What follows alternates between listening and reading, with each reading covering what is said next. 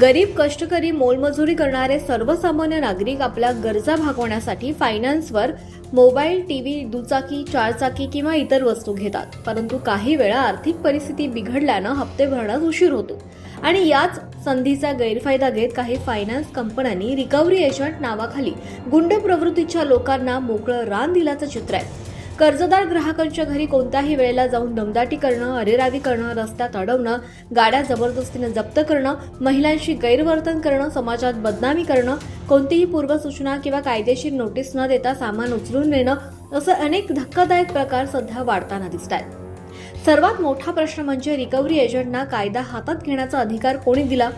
भारतीय reserve bank आणि न्यायालयांनी स्पष्ट नियम घालून दिलेत की कोणतीही फायनान्स कंपनी किंवा रिकव्हरी एजंट कर्जदार ग्राहकाला धमकावू शकत नाही, मारहाण करू शकत नाही किंवा बेकायदेशीर पद्धतीने वाहन किंवा वस्तू जप्त करू शकत नाही.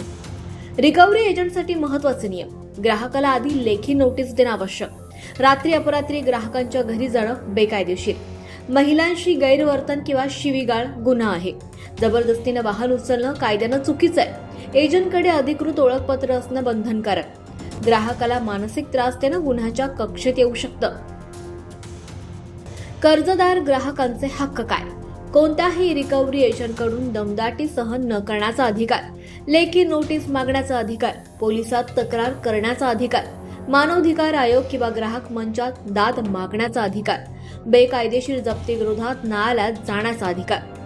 जर कोणताही रिकव्हरी एजंट दमदाटी, शिवीगाळ, मारहाण किंवा जबरदस्ती करत असेल तर नागरिकांनी त्वरित स्थानिक पोलीस स्टेशन, ग्राहक संरक्षण विभाग किंवा न्यायालयात दाद मागावी.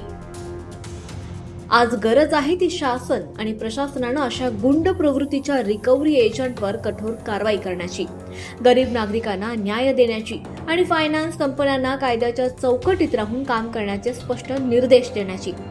कर्ज वसुलीच्या नावाखाली जर सर्वसामान्यांच्या सन्मानावर घाला घातला जात असेल तर हा फक्त आर्थिकच प्रश्न नाहीये, तर सामाजिक अन्याय आहे. झुंजार जनता न्यूज, जनतेच्या हक्कासाठी अन्यायाविरुद्ध बुलंद आवाज.